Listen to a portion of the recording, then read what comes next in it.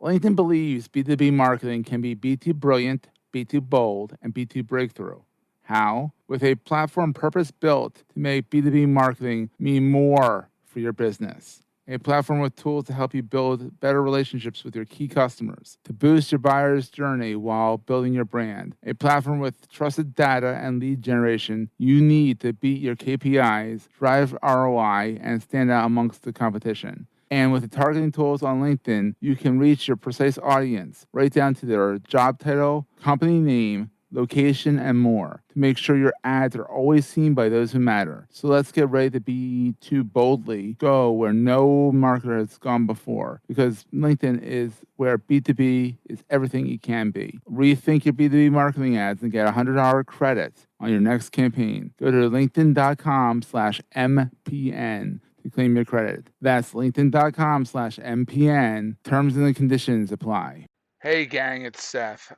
Quick warning, to say the least, that my audio on this was a little scratchy, to say the least. So take that into consideration when listening to this. But it's a great interview with Ryan Fogelman, and I hope you enjoy it. Entrepreneurs Enigma is a podcast for the ups and downs of entrepreneurship. It's got the wins and the fails that we all face being entrepreneurs, and how we learn from adversity. Every week I talk to a different entrepreneur with a story to tell. I'm Seth Goldstein. Come with me on the journey. This is Entrepreneurs Enigma. Let's get started.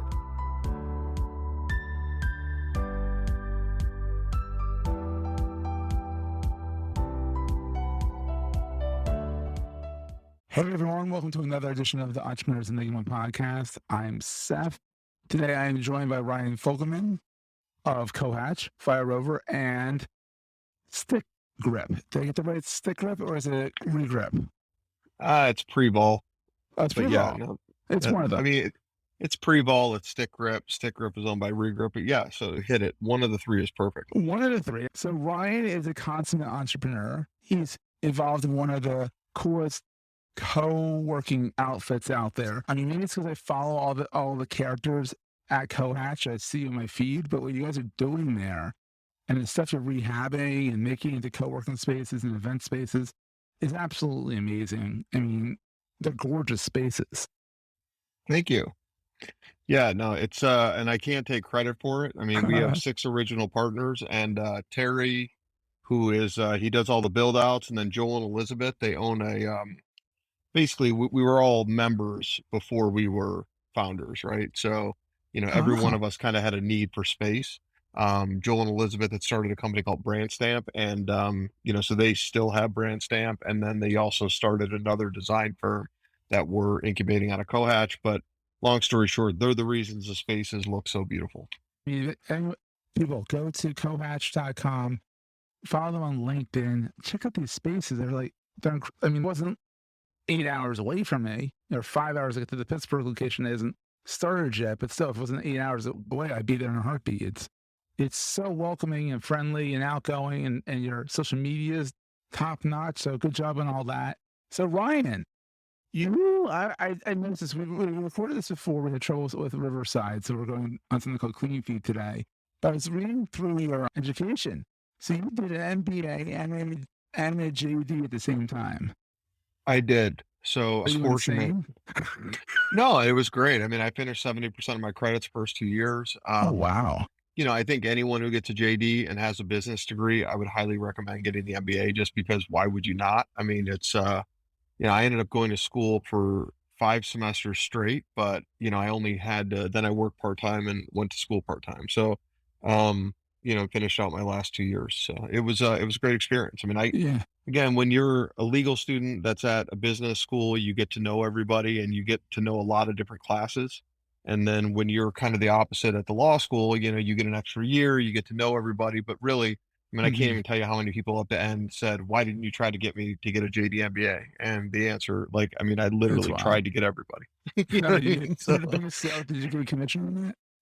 I was actually, the business school, they gave me a scholarship, and I worked as the liaison between the 2 programs. So it was really, so you kind of were the spokesperson for it. Yeah, we had just put in Weatherhead and Case Western. We had just put in a Frank Gehry building, so it was a pretty exciting time. So Frank Gehry. Oh, I love Frank Gehry. He's one of my favorite architects. Him and Yeah, Frank Lloyd Wright, completely different architects, completely different style, but they're both very neat in their own way. 100%. I've met one and I haven't met the other. Oh, the You other can one's guess. been dead for a long time. Well, there you go. You answered the You're not question. that old, buddy. You're pretty smart. Eh, my mom thinks I am. Well, so does mine. Oh, that's good. Oh, she thinks I'm smart. That's fantastic. Yeah, it's unbelievable. Two serves on Sunday. Make sure you tip your waitresses. Yeah, boom, boom. We're going to take a quick break, hear from our sponsors, and get right back to the show. LinkedIn believes B2B marketing can be B2 brilliant, B2 bold, and B2 breakthrough. How? With a platform purpose built to make B2B marketing mean more for your business. A platform with tools to help you build better relationships with your key customers, to boost your buyer's journey while building your brand. A platform with trusted data and lead generation you need to beat your KPIs, drive ROI, and stand out amongst the competition. And with the targeting tools on LinkedIn, you can reach your precise audience right down to their job title, company name, location, and more to make sure your ads are always seen by those who matter. So let's get ready to be too boldly go where no marketer has gone before, because LinkedIn is where B2B is everything it can be. Rethink your B2B marketing ads and get $100 credit on your next campaign. Go to linkedin.com/MPN to claim your credit. That's linkedin.com/MPN. Terms and conditions apply. So, so you've been doing entrepreneurship for a while now. And to you, what is the best thing about being an entrepreneur versus being a cog in the wheel, I guess you can say? I think if you look at it, there's a couple things, right? I mean, I always thought I was an inventor, and I think that's kind of the big thing, right? Like I thought that I was going to create this idea and one day I'd have an epiphany. And like I think a lot of people believe that. I laid next to my bed. I tried to do everything I possibly could, had a notebook next to my bed that write all these great ideas in. And I don't think I ever filled out one idea. Right. And then I realized that like I help build businesses. I was disenfranchised as anyone should be by working for one company, right? I mean, I'm from Detroit. I mean, I thought I was going to be working at GM my entire life and, wearing a blue suit, basically 30 years, that type of thing, but it never appealed to me at all. And so really, I think when I started working for bigger companies and, they would move the carrot. It was that typical sales thing, right? Like, hey, you're going to come in, you're going to kill it. This guy's my, he's my Monday, he's my quarterback. I can't wait. And then 6 months later, they'd be like, where are your deals? And then a year later, you'd succeed, but most of the time you were sent out, right? You were already gone at that point. So I was fortunate enough to be at a company where the CEO was going to fire me that 1 year deal, and I closed I closed a $3 million deal on the day that he was fired. So Oh, all of a he sudden, was fired. yeah, he got fired. I actually was told. Yeah, I was having a cigar with the CEO of Wendy's and my boss Paul Mooney, and he came to me and basically said, "Listen, this guy Chris is going to fire you. He doesn't think you've been doing it, the right stuff." And again, I look at it and I always did what I thought was right, not what everybody else told me to do. Yeah. And again, long story short, I go in and Paul's like, "Hey, Chris got fired," and I was like, "Whoa." And the next week I brought Computer Associates into retail. So it was like from our perspective, it was a huge deal. And then I built that business from 3 million to 27 million in 6 years. And then I managed plants, did all the stuff, and I did everything right. And then one of my bosses at the time, I'd closed the Apple deal, right? I'm like, yes, Oh, I closed wow. Apple. It's great. Well, we ended up buying the company that had their supply chain. So Apple was trying to get all their eggs out of one basket. And, you know, so the guy who basically, hired me called me up and was like, dude, like literally, I've been doing due diligence on you guys for 2 years. We're going with you. And then you buy the company that is our vendor already. So now I got to go find someone else to give business to. And Oh, again, I closed this deal and my boss told me that I was lucky to have a job. oh, And I'm just like, wait a minute, like, how does this happen? So yeah. anyways, long story short, I built the company to 27 million. My business unit, it was a $110 million company and the company went bankrupt. Hi. So I was like, I'm done. I learned a couple things, right? There's always opportunity in flames. So I helped the private equity group, get money. I learned that, the companies were not going to be there for you, right? Like No. they're going to move the carrot and keep moving the carrot. So I decided that I was going to start a company that was an outsourced VP of business development. Okay. And, um, and I started doing it and I realized I had to prove it first. So I started working for like, smaller companies, small retainer. I always would say, hey, I don't want a bullseye on my back. And then, I just try to diversify myself. And really that's when I learned multiple source of income. You need Hmm. to have a bunch of different things and that gives you stability. So all those became the entrepreneurial things, right? And then Yeah. I'm doing that for all these other people. When I was 40 years old, I'm like, I got to start equity. So in Yeah. 2015, that's when I got involved in Regrip. I helped the inventors sell the company, and then um, I got involved in Fire Rover and Cohatch, and fortunately, they're all doing pretty well now. So Yeah. I I'm mean, blessed. yeah. Everyone already knows what I think of Cohatch, but Fire Rover is really cool. Yeah, I mean, it's my one of my fraternity brothers, Brad Gladstone, who since passed away, but he Uh, developed it. I mean, he was doing security for scrap metal facilities in Detroit. And he called me up and he goes, Fogelman, I hear you work with innovative stuff.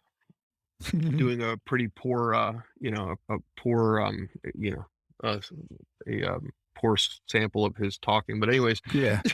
so he he basically said, "Come up, I got this innovative thing." I went up, I looked at it, I was like, "Wow." I mean, we're putting fires out through the internet, and It's we got wild. we got the patent. We have over 350 facilities. Wow, that's a lot. So pretty much what it is, it's a Connex box, right? It's a big um box that's connected to the internet with a hose and a camera, right? Yeah, I mean, In its simplest terms, yeah. yes, a 20 by 8 by 8 container. It's bright red, right? I mean, Brad was a showman, so bright red sitting outside of these facilities just needs internet, electricity, and then we custom pipe cameras and nozzles. So we Oh use wow. heat, smoke, and flat, and spark analytics. And when we look at it, see it in equipment, and we look at it, see it, verify it, then if we verify that there's a fire, we call the fire department and then we start shooting. So we can, remotely, we have a joystick and we can literally start shooting, put fires out. So That we've is had, awesome. we've I never never thought had a that's so cool. catastrophic. Yeah. We literally are putting fires out through the internet, but I mean, it's been like anything else. It's been an extremely long road, right? I mean, you build Yeah. a company over, an overnight success over years. Yeah. Um, No one ever knows how long these overnight successes actually are. 100%, right? And I mean, the very few are as successful like quickly as, a lot of these tech companies that you'll see that are 9 months and they get sold for $1 billion. I mean, in Yeah. reality, you build your businesses and like I'm of a different mentality. So at Cohatch, we give scholarships. Okay. So one of the things, and again, Cohatch isn't a co-working space, right? It's a community hall 2.0 or it's town hall Hmm. 2.0. So the idea is really based around I can't afford to use $1 million asset. Together, we can all afford to use $1 million asset. But our Hmm. mission is to equip people to be greater. And again, I know that all sounds like, it sounds like it's BS, right? But in reality, like we utilize a space. We have over 300 or 280 nonprofits that we're helping either Yeah. start or, we help them. We give them a place to meet and a place to work. And then we give them access to our thousands and thousands of members. And then we also have a boost scholarship, which is, it's for startups. Like, so basically from my perspective, whether you're a nonprofit, Hmm. a for-profit or a social business, right? We give you the spaces and the expertise to do it. And so, I mean, Yeah. we've built honestly 30 to 50 businesses in this model. That's Um, wild. yeah, I mean, it's like, some of it's from, and we have 20 facilities now. So of Yeah. course, our makers who are making, you know, wood cabinets and all the other stuff, they're doing really well. But I mean, we built the design, we've built like, we have a maker space. So we had like Floor and Coffee, which was roasting in our maker space. They got Oh, their own space. And then, I mean, we've literally done it with business after business after business. that's fantastic. And, Yeah. again, I think the overall idea, I mean, we gave 1.8 million worth of scholarships to nonprofits, for profits, and social in the last 12 months. So it's a really big effect on on each community that it's in. Yeah, I bet. I mean, it all started in Columbus, right? I mean, you have like, what did you say? When we talked last, it was like 6 or 7. in just Columbus proper? Yeah, I think we have 10 and we have a 10. gym. So it's like a wellness, it's Mesh Fitness Wellness. And then we're working on another. We just expanded we have one of two locations, right? One will be in a mall Yeah. where we're brought in by the partners or neighborhoods. They bring us in to activate spaces. So, Mm-hmm. we don't just randomly choose these cities. These cities typically choose us. Oh, that's Um, fantastic. yeah, and so again, we're bringing even if you think about a normal downtown city of, a neighborhood, right? I mean, the days of antiquing are over.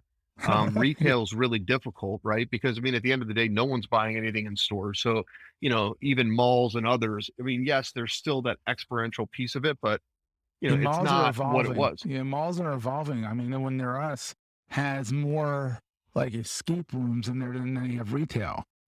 Right, and that's the whole Yeah. idea, right? I mean, and again, malls are neighborhoods, and so I find that like, I mean, it's pretty impressive. But like when you're looking at a normal downtown, Main Street, USA, I mean, the idea of people coming in, I mean, you now have like realtors, and nothing against realtors, we have a lot that work in our spaces, but when they can afford to buy the rent that's downtown, then you're in trouble because Yeah. really the traffic of a realtor is very small and it's like a billboard.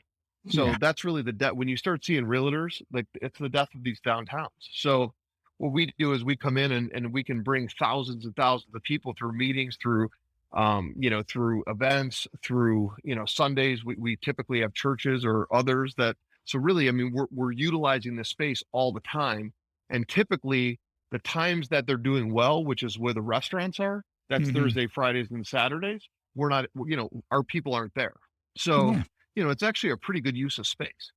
It's fantastic. It really is. I already have a bunch of different ideas of places you can look at now, buddy. Well, just, they have to call just, us. well, I know. So I have places that I know I have to go say, hey, go call Ryan real fast. Cause this is yeah, like, there's a bunch of areas in the Philadelphia area that like have unactivated spaces that would be, could revitalize a whole area because with either a Cohatch or something similar that could just need something like this. So that's well, fantastic. yeah, and it's interesting. I mean, we go to like churches, like old churches, right? And like we did one in Broad Ripple in Indy, and like you can still get married in the church, right? It's a meeting room, so you can actually meet in the chapel. And you can still have a 20, 30 person wedding in the church, but the rest of it's actually being used. We have a sports simulator that, kids can go downstairs and play zombie dodgeball. And, Oh, that's you awesome. have like, through all these different experiences, you have a pretty unique like location. But then we also like, we have a bunch of restaurants like North High Brewing that's in a bunch of our locations. And like in Tampa, we're going to an area that we're taking a barbecue that was there. We're taking the business out. We're going to give them a completely new restaurant turnkey for them to walk into. And then, we're going to have location right next door. Right. Oh, Or, it's so brilliant. yeah, I mean, it It's really is fun. activation, It's it's activation and it's fun. 100% it's fun. And we never own any of these businesses. We have nothing in it for us. I mean, the goal is like, I want these small businesses to thrive. I don't need 3 to 5% of their business, right? I mean, I think a Yeah, lot of VC firms, yeah, they're doing it for money. For us, we're doing it because this is what we'd be doing anyways.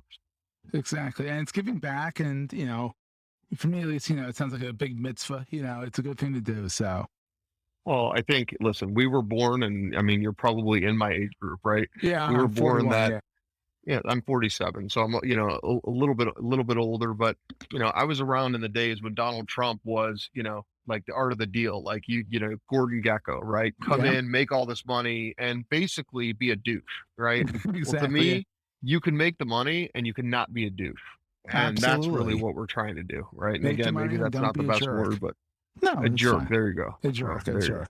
go. It's fine. I have no problem putting the explicit tag on. I don't think they would warrant an explicit though. So, there you go. I mean, it's fine. I've been canceled. I'm 47 already, so what do you do? You've been through it, exactly. All right, Ryan. So, Ryan, where's the best place? Where do you hang out online? Where can people connect to you? LinkedIn is probably, the one thing you'll see. And, I believe LinkedIn is, I built a number of businesses on it, but, I'm doing the cardinal sin, which is I have 3 different businesses on my LinkedIn page, which I always tell my clients not to do that. Um, but yeah, feel free to link in with me. I do fire research, entrepreneurial business, and then reactivation. And then Regrip is sports equipment, stick grip, sports equipment. So Yeah.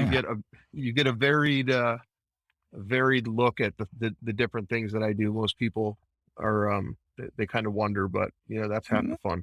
It's half the fun. Keep them thinking, right? I mean, you got to do what you got to do. We only live once. Exactly. Well, Ryan, thank you so much for being on. We'll see everyone next week. That was a great show. Hey, if you're enjoying Entrepreneurs Enigma, please give us a review on the podcast directory of your choice. We're on all of them. And these reviews really help others find the show. Also, if you're getting value from the show and want to buy me a coffee, go to the show notes and click on the link to help me stay awake while I bring you more great episodes to your ears. That's in the show notes, and I look forward to the next episode. Take care, guys.